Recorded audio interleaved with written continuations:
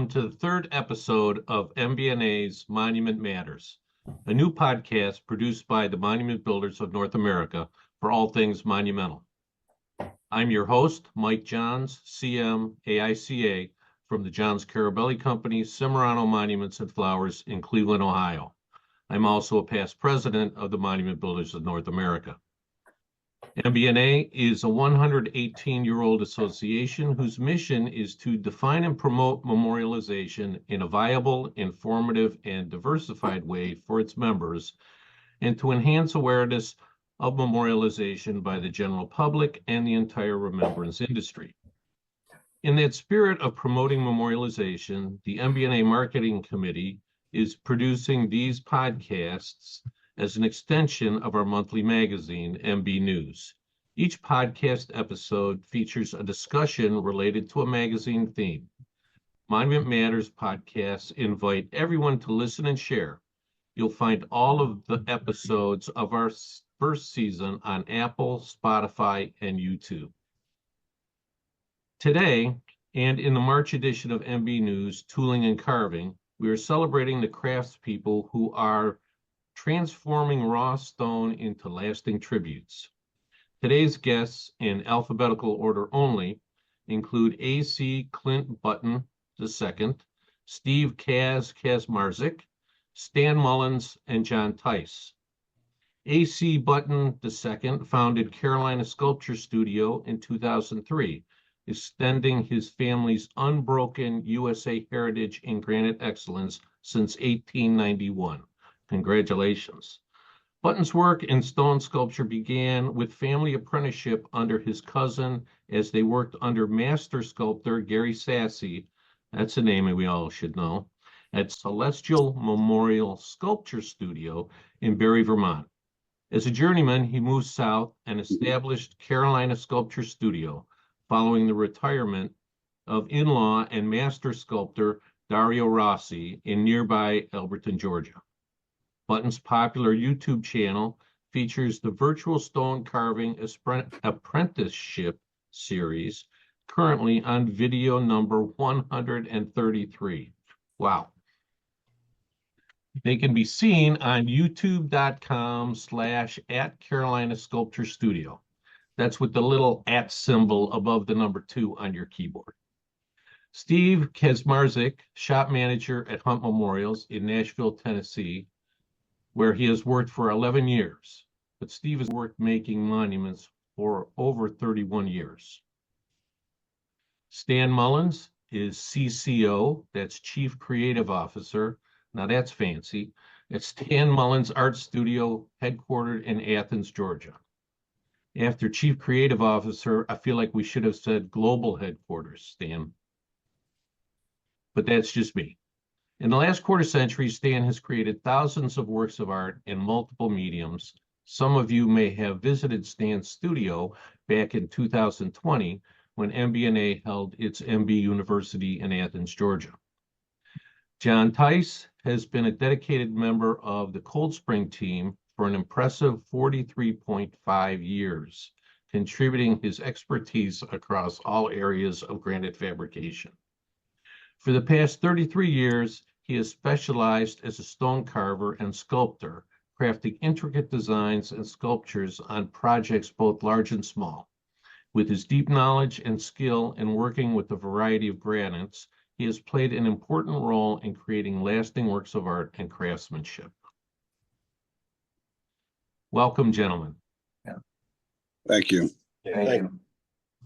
So, we're going to have an opportunity for each of you to answer the following questions. I'll give them to you. Well, you already have them, so we'll just take them one at a time. First, please share with us what led each of you to become a dust eater. Stan, do you want to kick off? I guess I'll take the first bite. Art, creating art is a kind of a dirty field in the sense of dust eater. I've really been an artist all my life. I didn't know that there was such a term. You know, as a little kid, I'm sure we all of us here assembled just loved making things, making dirt, making dirt into things. So it's really been a lifelong endeavor. Excuse me. And stone is relatively new to me. As I was thinking growing up, I was more of a painter, but I was always making things as well as two-dimensional, three-dimensional things. So it really came to be more of a focus around 2005 when I was working on a monument of Coach Dooley here in University of Georgiaville, Athens. And that's where I met Tom Oglesby. And I don't know if many of y'all remember Tom, great guy, but he just kind of said, upon his first visit to my studio, I had a bunch of marble, Carrara marble. I was over in Italy for a long time. And he just kind of stepped up and said, "Why aren't you carving my granite?" And for whatever reason, I stood toe to toe with him. I said, "Why aren't you paying me to carve your granite?" And that was the beginning of a lasting friendship. He's passed away, but working with Keystone has been a really inspirational and continues to be. They're great guys, and that's where I've met most of you all, either in Elberton or through some aspect of that. Thanks, Stan. John, what about you? I worked with my father for years in the sandblast, and then he would do sculpting and tool work and lettering and stuff, and that just kind of got my head around it. That's like, I want to do that type of stuff to create from raw stone. And that's what I did. And then I kept going. Clint? Some people are known, you know somebody in there, an athlete, or they play music, or they whatever. I've carved my whole life. I bought my first knife on my 6th birthday, and laid my finger open that day probably, and have always carved. And we grew up just outside of Barre, and my grandfather, we were supposed to have a better life. We weren't supposed to go in the shed. We're supposed to get an education, have a real career, and not struggle with stone with all the detriment that it brings to your body, and the dust and the injuries and everything. And I carved for years and years, everything, a lot of ice as a chef, which is a tremendous platform to prep somebody to go into a commercial stone carving capacity where time is of the essence. And the media is very comparable, and very economical. But I was at a point in my life, I'd finished a culinary apprenticeship and was back visiting in Chelsea and just, over the hill from Barre, and wasn't sure whether I was going to stay in the culinary field or not. And a couple of friends said, "Clint, why don't you go to Barre and carve? You always carve. That's what you do. Just go up Barre and carve." And I went up and checked in. I ended up, Fantoni kicked me out, and a couple other people are like, "You're too old. You never learned to do this. You don't just do this." And I showed Gary a few pieces. You saw an article about him in the Granitier. In Barre Life. And he says, I showed him what I could do. And he says, "Oh yeah, if you can do that in stone, I got work for you. Come on back." And several years later, I finally rearranged my life enough and just went back to Barre, and walked in and was summarily told by one of the other top sculptors in town that you don't just do this. You need to, this is a lot harder than you think. And, but Gary came in after lunch and says, "Yeah, we'll see you in the morning." And a few months later, that same sculptor pulled me aside, seeing some of my work at Sandblast, when it was being lettered after I carved. He said, "Where'd you learn to do this?" He says, "People don't just carve. Where'd you learn this?"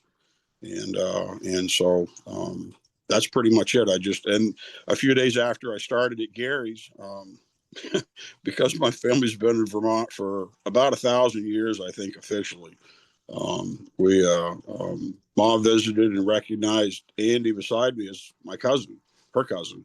And he just opened the floodgates in terms of teaching me and made me his legacy and taught me everything. And that really made it possible for me to transition from being a journeyman and working under Gary to opening my own studio, shortly after I left Barre. And I wasn't expecting that. I mean, it just, we opened a studio. There was a need down here near Elberton, and it's a much different market than Barre. But I don't know. I've always carved. That's just what I do. And the friends I have that know me for a long time, they aren't impressed. This is just what Clint does. So, but nothing like cutting stone, man. Just love it. So, Right. So that's about it. Thanks, Clint. Kaz, what's your deal? Well, my story's kind of similar to John's. Just kind of, I really accidentally fell into the monument business. But once I started learning, my mentor, when he was teaching me, it just very much came very easy. Everything came very natural, and I kind of worked my way through the shop from being, the grunt, the guy that just washes stones, loads the truck, goes out and installs in the cemetery, to, stencil application, shape carving, and eventually worked my way into hand tooling and, and all that. And like I said, it all just came very easy and natural.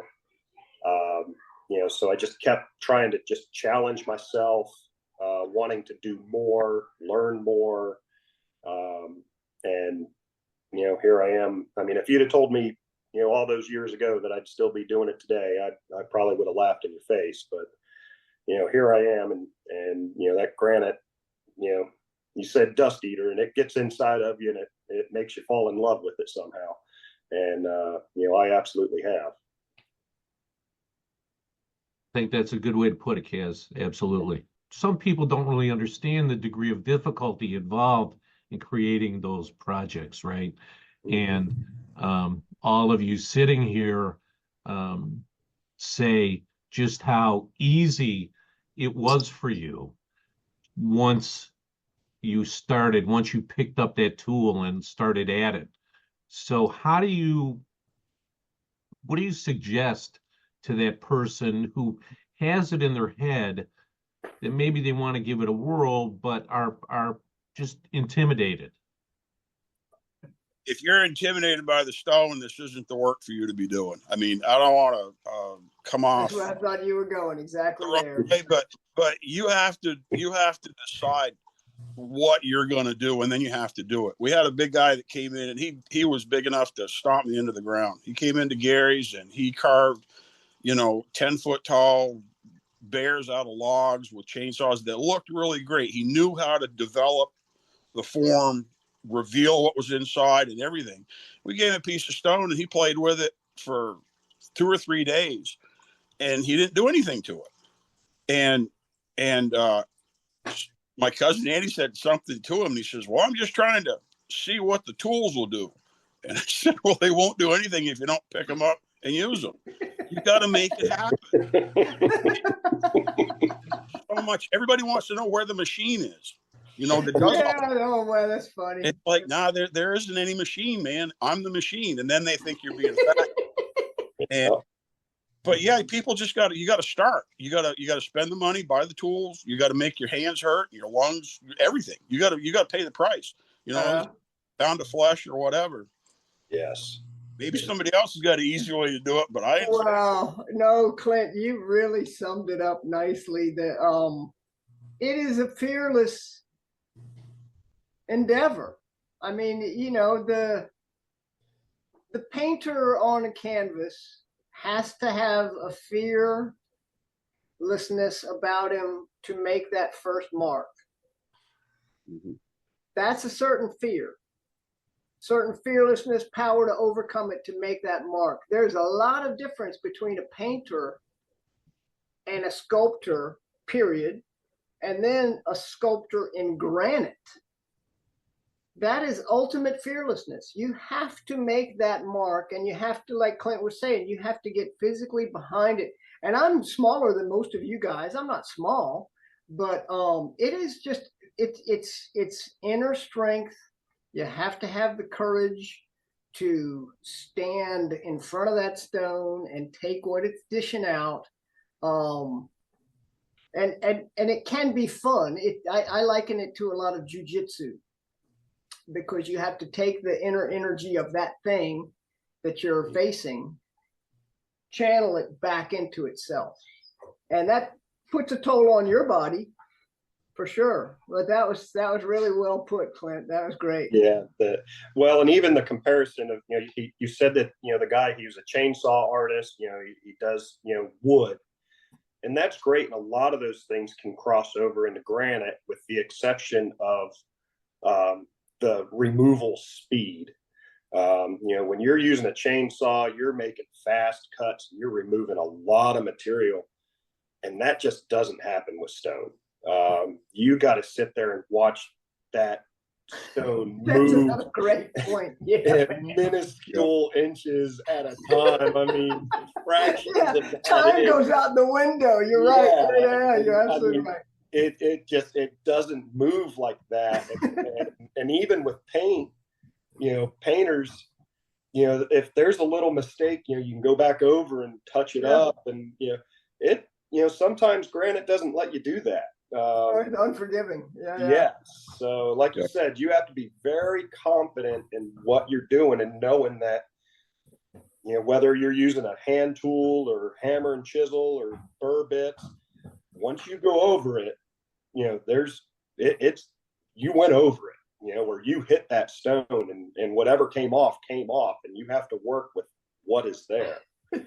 So there's a lot of stuff that is out of your hands, So truly. You got to trust that stone as much as it's trusting you. So. and the tools too, because Correct. There's so much that I'm laughing with you, because you're sitting there watching it, and nothing's happening. Right. Chainsaw or a paint on watercolor.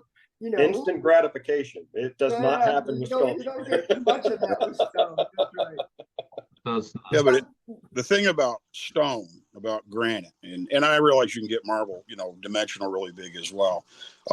But all the other carving, and I've carved a lot of different material, the depth, being able to dive into a block that, weighs 10 or 15 tons is a carving experience that you're only going to get by doing it. Because I tell people it's like going out in the big water, out in the ocean, 5 miles away from shore, jumping in the ocean.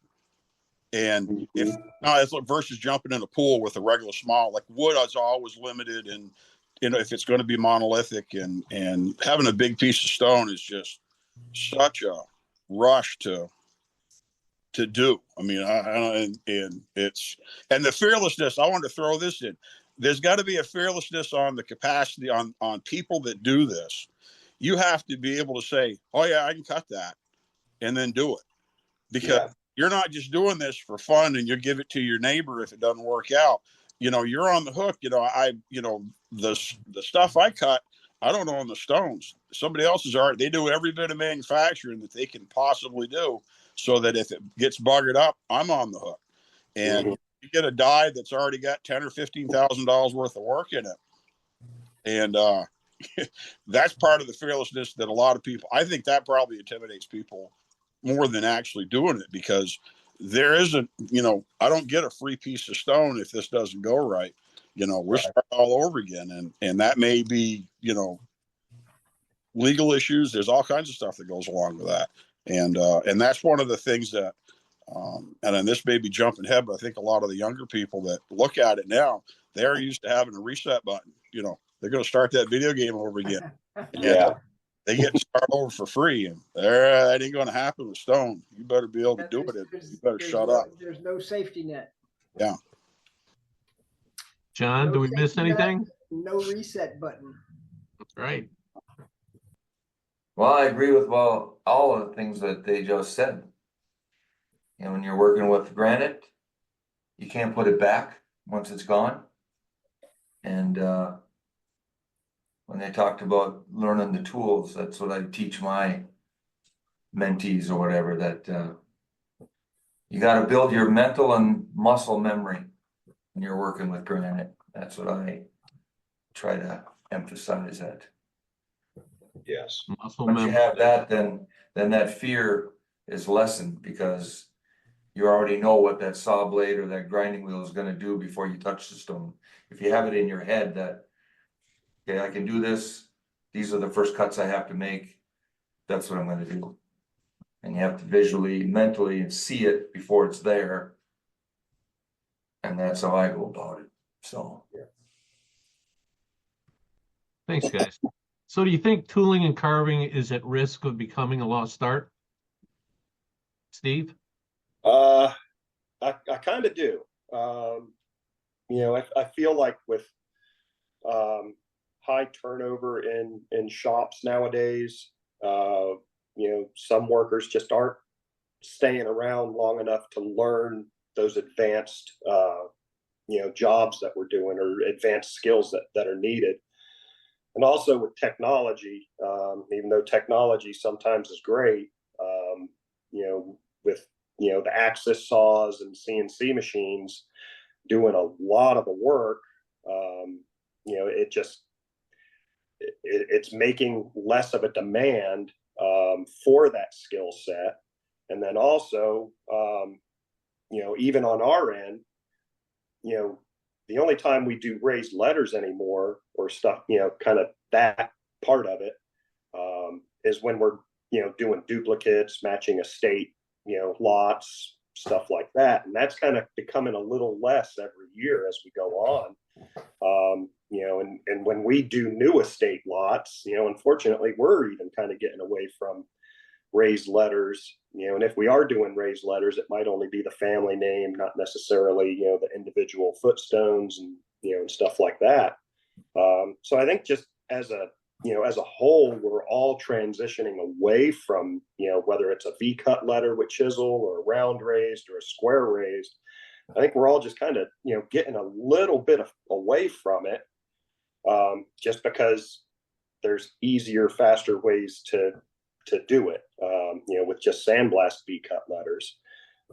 So yeah, I kind of feel like we are, it is getting a little bit lost, but then I'm kind of renewed when when we go to Hard Rocks and we do the raised letter demo and everyone is standing around wanting to learn it.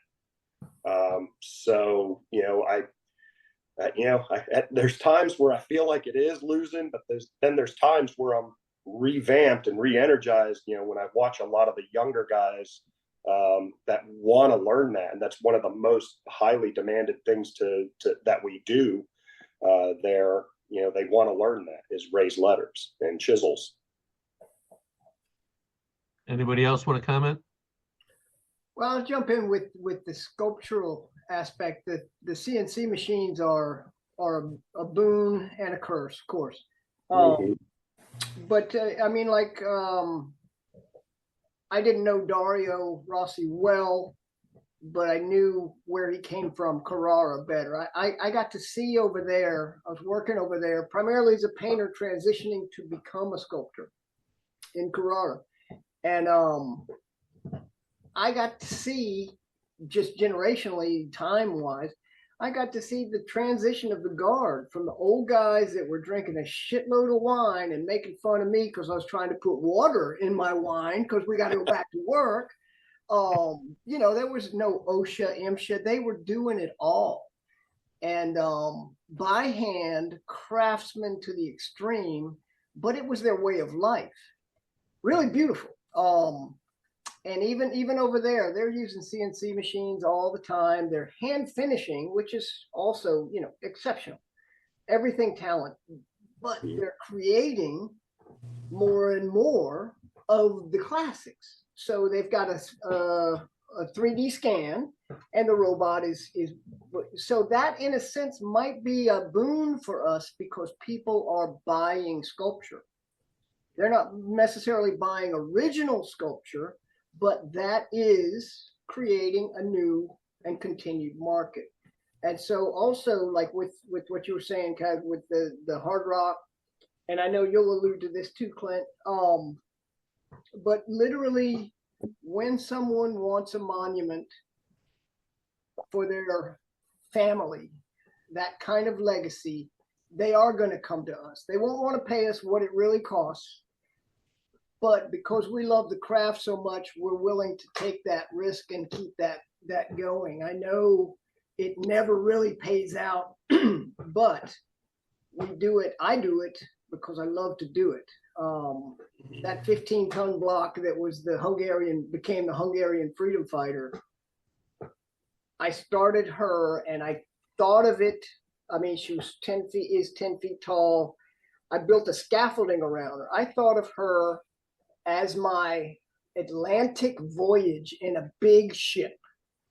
And I was the captain, I was the crew, he was the rusted pearl, the granite pearl, a giant pirate ship that every day I had something to do on that thing. And it became a journey. And that's our lives. We make these things that become the monuments of people and families and wonderful lives well lived that other people hire us to honor. It's incredible. And that kind of thing won't go away. Technology can enhance it, but it's really, at the end of the day, it's just another tool for us to use. John, Clint, what do you think? I think he's right. I think I use a lot of it at this company. We use CNC machines, and that's the way I can get a lot of stuff done. They do the bulwark for me. I do the finishing work and the fun part. And, but I also know how to take it from block form to the end product. That's what I learned from my dad and stuff. So, but if I wouldn't have these newer technologies, I probably would have been done 10 years ago, just because of the bulwark and the physical demand, like you guys were talking about, on your body, that to sit there for 4 weeks or 5 weeks in front of a stone to finish it, whereas if they help me, it only takes me 2 or 3 weeks. So, and I could be working on multiple pieces at the same time, multiple jobs. So yeah, it's I don't think it's going to get lost. I think it's just getting sidetracked. But then, like he said, Stan did, people are still going to want monuments and sculptures. So we're gonna keep giving them to them. Well, I'm gonna be the one that says I'm not a big fan of the technology. I just and I talk about it. This is one of the reasons I have been working on this apprenticeship series so much, is that the foundational work that you do, learning how to cut and pitch and do molding work and cut panels and square up a block and all these things. Everybody that calls me that wants to do something, they want to carve something, they want to carve the very elaborate fun stuff. And we talked about this earlier, how it takes a long time to get to that point. And the learning curve of how to tool it, how to do all the basic, boring, mundane, just, I'm sick of it. That's what prepares you to be ready to do the good work. And the CNC stuff and everything, it's inevitable. I know it's coming. And as, we had talked about it in recent years with some of the different manufacturers, and, saying, oh, we're far, far out because, the problems with, some of the early CNC guys had these distortions in what it would produce because they didn't calculate all of the angles and everything. And the work was cool because it looked like Christ had melted or something, or he was smeared across the page. And it was really cool, but you can't sell that stuff. It's going to take all these years until it builds enough memory in there and to be able to have enough files to address these projects. But I don't think anybody really in our business really was thinking about what AI might do to that. And how AI is coming in and it could advance this tremendously. And, I have I have no interest in the CNC stuff, and I've had stuff scanned and enlarged for bronze work. We did one and it was easier to just scan it and mill it. And I work with people that regularly do that to enlarge projects. But they've also asked me to enlarge stuff for them because I can do that. Part of having this apprenticeship series and putting this information down before it's lost, and learning how to do all the basic work. One of the reasons I could succeed with my independent studio, and I built my studio outside of Elberton on purpose.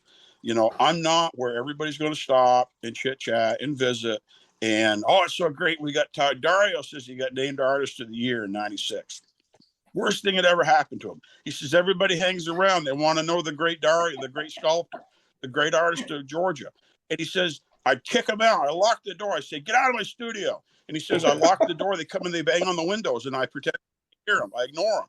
And, you know, in Barre, we had all these people that would come in, you know, different manufacturers and retailers would come to town, and they'd come over to Celestial to see their stones or to meet us, to basically market us as an asset to their company. And, you know, I was on the clock with the union. I'll stand around and talk all day long, boss, no problem. Because Gary was having us do that. If I do that here, I've got to find another several hours of the day to work because there's nobody else doing the work and nobody else making the money. And so part of doing the, you know, I'm just transitioned. I'm doing a life-size angel right now. I've been swinging compasses, enlarging on the triangle, you know, lost art. Nobody in America can do it, you know, is what some of the people teaching it says.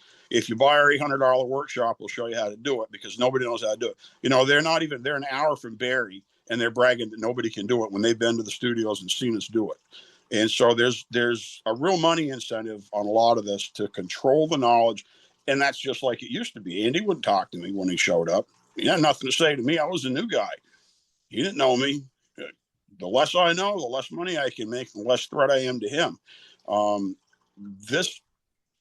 The craft, the art, whatever, you know, there'll be hobby people that'll play with it. There'll be fine art people that will come and do a little bit in it, but it'll be a side deal or once in a while. And then there's going to be people that are really deep in the industry that are trained.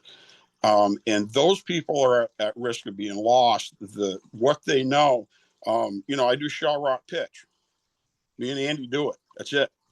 I came to Elberton. Nobody can do it. It's a lost art. Nobody can do it. So I did something. They go, my God, where'd you learn to do that? And I said, my cousin taught me. And he had to sneak it out of 3 or 4 different people and put it together to make it work. And you know, these things are being lost. You know, we had a few other, I don't know what you call them, specialty things we were reproducing work up in Barre that we were trying to figure out and reverse engineer how they actually cut and got these patterns. And some of it, we couldn't do it. And this is with 3 or 4 masters working on it. Guys that have been in the business for 40, 50 years, and they couldn't figure out how they tooled something like that. And that's a wake up call. And, but I built my studio isolated so that, you know, I get run over by a truck, lock the doors, come in, and 20, 30 years later, it's still a real granite studio. It hasn't been amended by the creep of technology where it's a little easier. We'll get some die grinders. Oh, we'll scan this up and then we'll get it enlarged. I understand people do that. We'll be here doing this as long as people hire us to do it. And whatever reasons you've got for using different resources, technology, product, great, whatever. But if you don't use us, we won't preserve us. And I don't know how else to, you know, you can only sugarcoat it so much. I'm hoping that these videos will enlighten people to an extent, that this is hard work and takes a long time. You're not going to just do this and watch a few videos. That's the part of the problem with modern technology, people, whatever, is, and look it up on my phone. I'll just check it out. I'll watch a video for 30 minutes. Now I know how to do everything. You know, and you don't internalize it. If you pound on that stone for a month or 6 weeks before you get to do the good part, you're going to internalize a whole lot of stuff. Mm-hmm. And there are no shortcuts. I mean, you can't skip it. And so, you know, the point of my videos, especially this apprenticeship stuff, you know, my mother wanted me to do it. My uncle was really big on me not letting this disappear and die because they watched their father do this work his whole life, and his father and other relatives. These videos aren't about the contemporary environment. In 150 years, they're going to be there's going to be a whole different impact from them, because this isn't being recalled as a hobby. I do metal shaping as a hobby. I really enjoy it. I know some coach builders that build $1 million, multi-million-dollar cars that have been a big influence on me. I love what they do. And they've watched the hobby aspect of it diminish what they do, because everybody thinks they can get an English wheel at Harbor Freight and they're going to just build a Cobra and they're going to be great. And they want to argue with these masters about what actually works. And so these masters, they're not on a lot of these groups and forums anymore. They're tired of all the knuckleheads. So I worry that this craft will be diminished, and just sidelined. I mean, and then it'll just disappear because there won't be anybody to teach you how to do it. There won't be people that commit to it for many, many years and then find out, hey, this is really hard. And then say, well, I got dust. I need compensation, because that's real. So I don't know, I'll shut up. That's all right. Great stuff. Yeah. It's interesting, for me, I remember my dad telling me when he started carving, cutting raised letters and so on, the guy in the shop was very reluctant to show him how to do it. Job security, right? Knowledge is money. Yeah. Knowledge is power. It's knowing what you need to know and what you don't know to get you to where you're going. So I like that we do need to have a shift from holding that information close to sharing it with those that want to take that legacy into the next generation. Because if we don't, it doesn't. And so, he struggled and he learned, he saw some things. He didn't learn the tips and tricks. He developed the tips and tricks on his own. And he was my dad. So he taught them to me. And now I'm starting to teach them to my son. But, historically, that really wasn't done. And, there's a lot of reasons why we're here where we are today with a limited number of people that have the skill set. But hopefully we're developing enough interest to move that forward. So to that, my next question to the group would be, what encouragement would you give someone wanting to enter the profession, and how can someone learn and improve their skills? John, you want to start with that one? I would say you have to get out and find a place, if you can find one, to watch someone do it and see if you might like it and try it a little bit. And if you think that you like that process of taking something from nothing into the form you want it to become, then that'd be one way to get into it. But then, like, to improve your skills, like I tell my guys, practice, practice, practice, and then learn your tools, whether they be the pneumatic hammers, a hammer and a chisel, your angle saws, any of that. You have to learn your tools so you build the memory in your arms, in your hands, your eye-to-hand control, all that stuff, and practice always till you get tired of it. And then when you're tired of it, you got to go do some more. Mm-hmm. And when you're tired of that, you got, guess what? The next day you got to do the same thing again. Because we do letters here, round raised, square raised. We do V-tool, and I tell them when they're learning, it's like, now tomorrow you get to do 2 more of these. And then the next day you get to do 2 more. And then when you get sick of it, guess what you get to do next week? But 6 months down the road, or a year down the road, they're going to look at that and say, well, we need these 2 round raised letters done. Yeah, no problem. No problem, because they've got it already built into their system that I know how long it's going to take me to do that. Not a problem. I'll have that done before lunch or whatever. So that's, you got to want it. You got to want to do it. And luckily I got a couple of people here that want to learn. And so I'm teaching them stuff. But I tell them it's going to take, it's like 3 to 5 years, but I know that Button there, he's got a longer time period, which is probably true if you want to learn all the old ways of doing it. And I probably only learned some of them over my course of working with my dad and stuff, but it's about all I got on that. It's just practice, practice, practice. Thanks, John. Stan? Yeah, I mean, we're all going to say essentially that you have to want it, but encouragement from folks like us is helpful, and I think it's being yearned for. I live in a university town.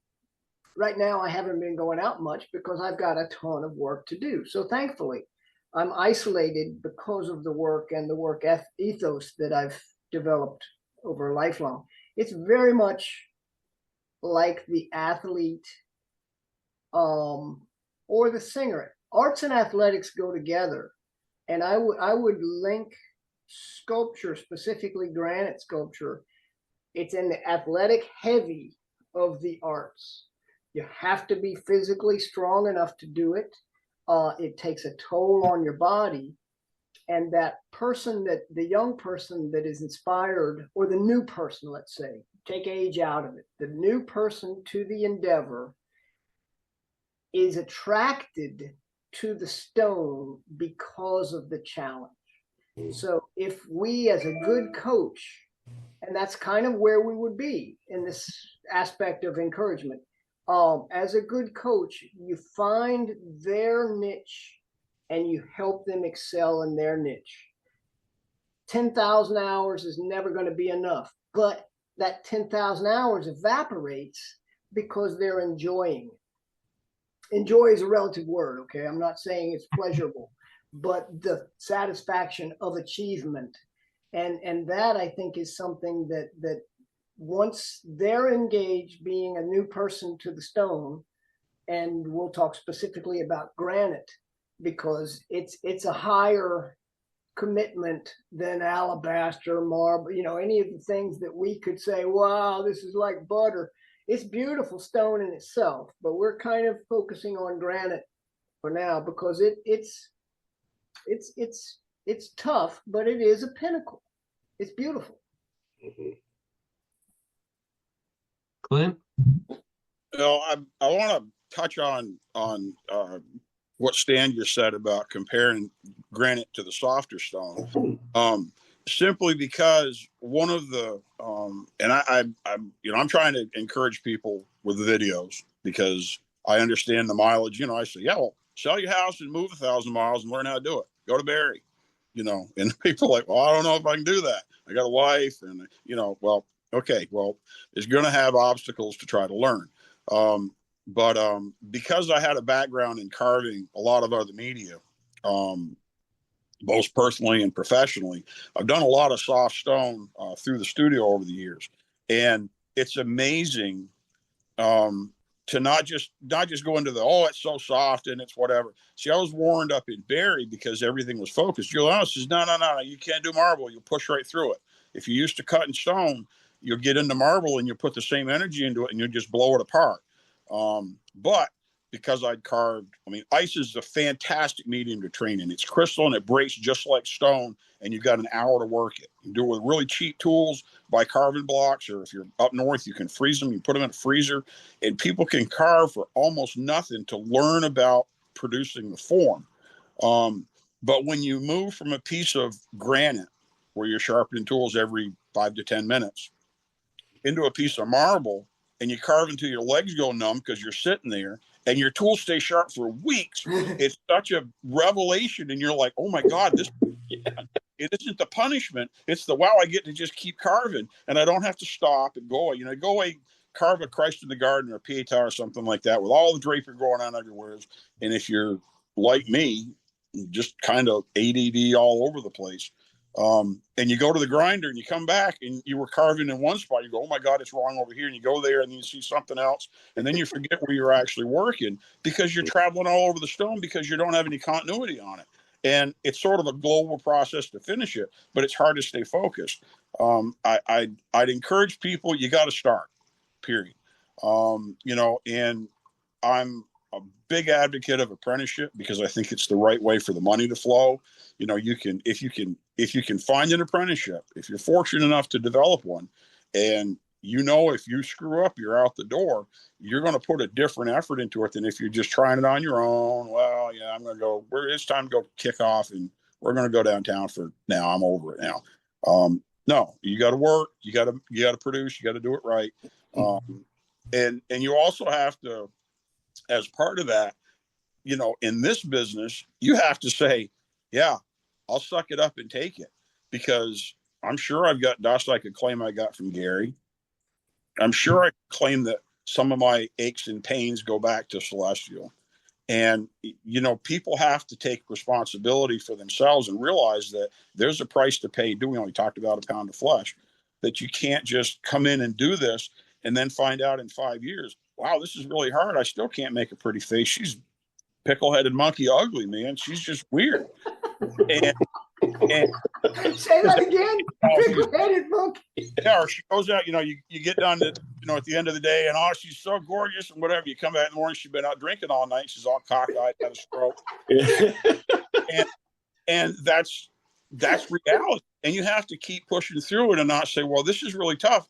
Now I'm going to go get an easy job. You know, I know in Elberton, there was you know, during COVID and everything, there was a bleed of a certain amount of talent because of the way supplies changed, and you know, people went from the plants to the quarries, and then the quarries, they said, this isn't any fun, and they went to a normal world job, and there's been challenges.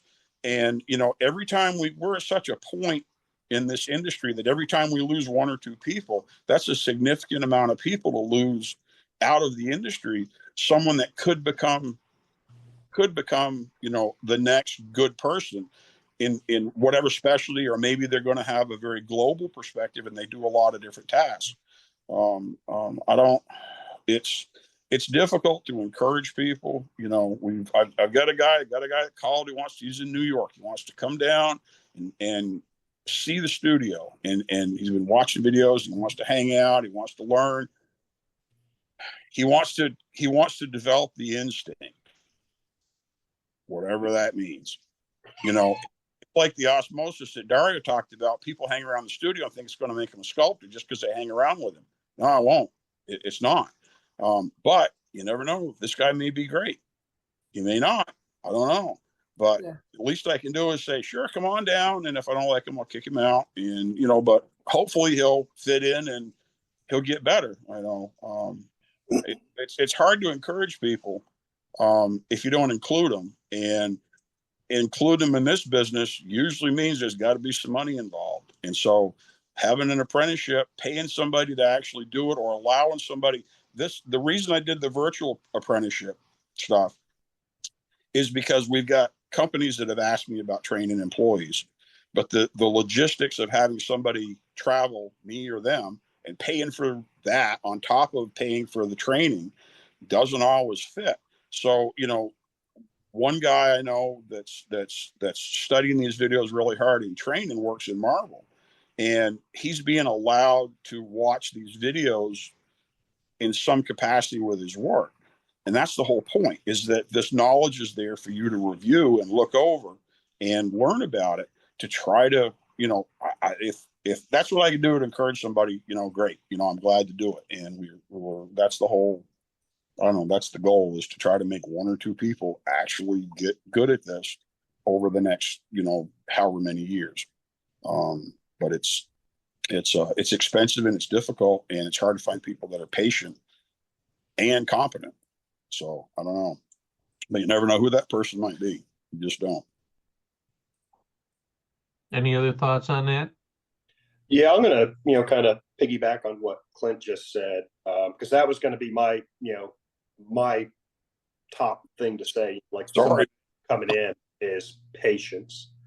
Because I mean, I'm not sure what the apprenticeship program and journeyman program for sculpture is, but I know there is not an apprenticeship program for the monument industry, like just, you know, making, you know, memorials, headstones, markers, and stuff like that, which it would be great if there was. But I mean, I know, if you become an electrician and you train under a master electrician, you're an apprentice for 5 years, and then you become a journeyman, and then you step up to a master electrician. And we really don't have that. And frankly, I feel like I'd still be an apprentice, even though I've been doing this for over 30 years, because I'm still learning every single day. So this isn't a trade where you're going to come in and just, like Clint said, boom, one day you're going to go from not knowing how to sculpt or not knowing how to make a monument to knowing how to do that. It's not just going to happen in 1, 2, 3, 4 years. It's really a lifetime. And to even, further that, Clint, you're going to have another new viewer on your videos. I watched your intro yesterday. Two. Yeah. so yeah, I mean, I'm going to be diving into your YouTube channel, because I myself, I want to continue learning. I know I don't know enough yet. Yeah, but none of, and that's part of why there isn't a master, an apprenticeship. I apprenticed because my cousin took me in and really apprenticed me. Gary, here's a chisel, here's a hand machine. This is how you hold it, cut that stone. He walked away. That was it. He didn't teach me. My cousin taught me. Yeah, it's more throw into the deep end of the pool and see if you can swim. Fired. And the thing about the apprenticeship stuff is it's really geared. These videos are geared towards us. Yeah. Because I'm still learning. The stone's down there laughing at me, saying, "Oh yeah, go ahead." I'll tell you what's going to happen. And the videos are, there's people like you, that have got decades in the industry. You know what a banker, what stands are, how to pitch, how to do a lot of this stuff, and it's going to make sense to you. But there's a lot of people that don't. Whether they work at a monument shop and they install stuff. And maybe they've seen a hand machine, but they've never run one, or they've got one that's so burned up, wore out that it won't push the chisel for nothing. And we're all learning. I tell in my videos, Julian, I used to call them masters, and they say, "Oh, you stupid, shut up." You know what I'm talking about? Because the more you do, the more you understand how little you really know. And so we can't call ourselves a master sculptor like a master electrician that can test through, because they got so many hours and they can figure out all these diagrams and actually have a quantitative evaluation of what they can do, because we don't do the same. There's what, like 12 or 15 circuit figurations for most 90% of wire and whatever, and that's it. And it's not okay. Well, we're going to do Linwood letters on this project that's pitched and that's with portraits, carvings. You got to be where do you draw the line? So you're a master. You're not. When you get master, if I want to call you a master, that's cool. But no, I just keep learning. Keep learning, and patience are by far the two things that I would absolutely preach to anybody wanting to do it, or anybody that's been doing it for a little while. Patience will go a long, long way, because you're not going to jump into the deep end of the pool. You got to take all those steps to get to that point. Yeah.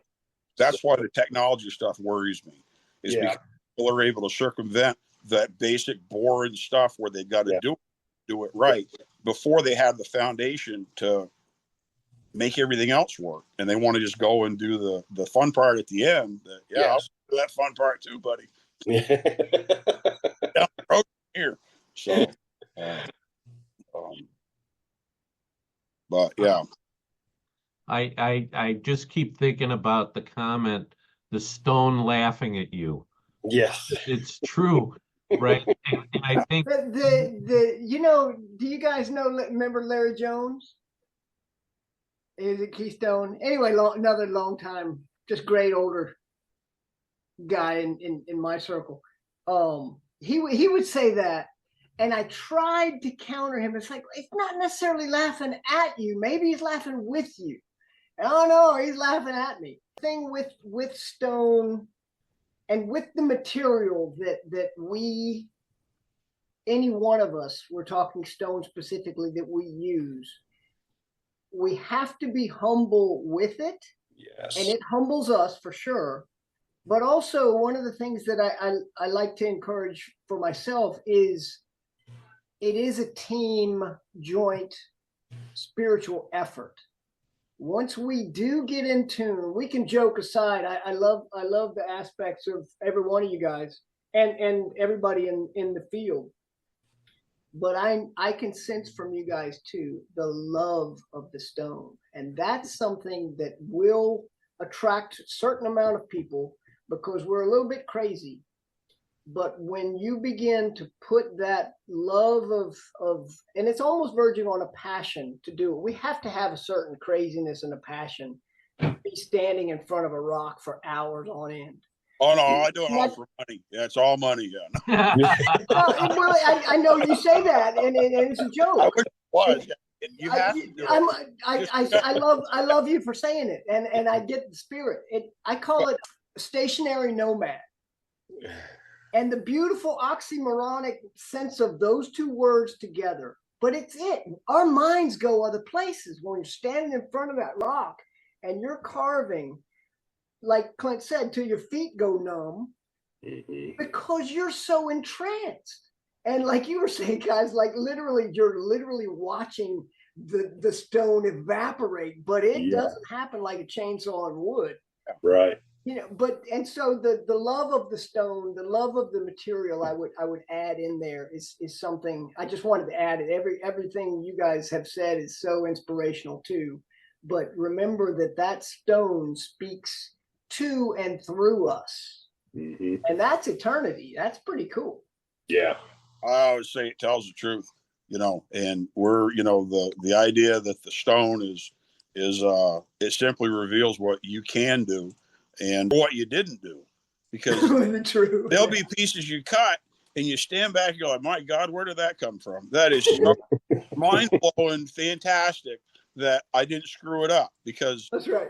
Yeah. All the good and bad are in there, and it's easy to go a little bit too far. And there's still a lot of stones that look, I go, oh yeah, I cut that. I can tell. I can see where this is off and this is right and this is wrong. And then there's others that I look at now, years or decades later, and I'm like, wow, man, that was cool. I know I was there, but I wasn't that's neat. I wasn't really there because the stone came out so well. I think a lot of people, I think that's part of the encouragement, is that nobody does this because they want to make some crappy stone. They want to go out there and make something gorgeous and beautiful, and they try it and they find out, wow, that ain't going to just happen. And they do a bunch of ugly stuff before they ever do anything nice.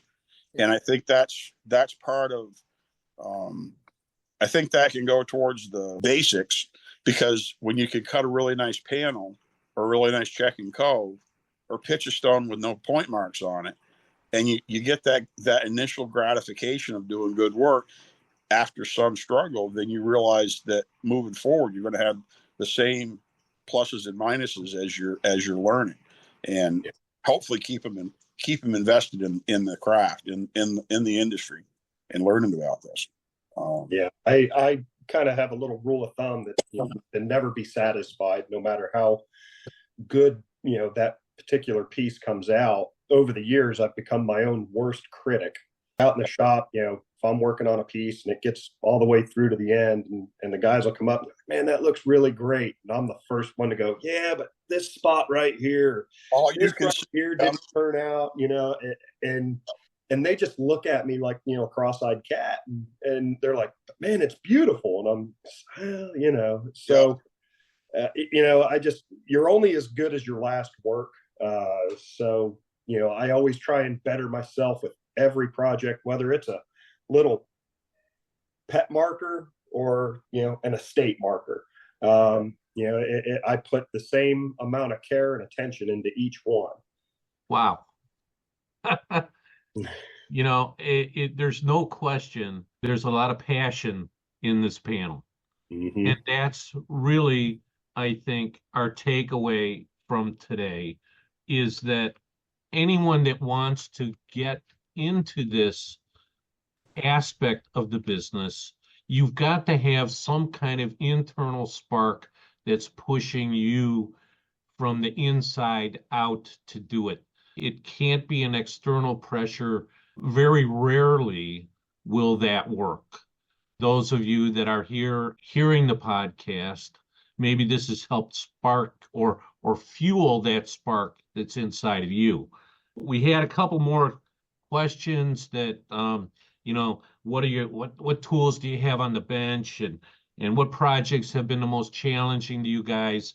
This podcast could go the rest of the afternoon, but I think, I think the folks that have come and joined us today really got the gist that if you want to do it, the way to do it is to start doing it.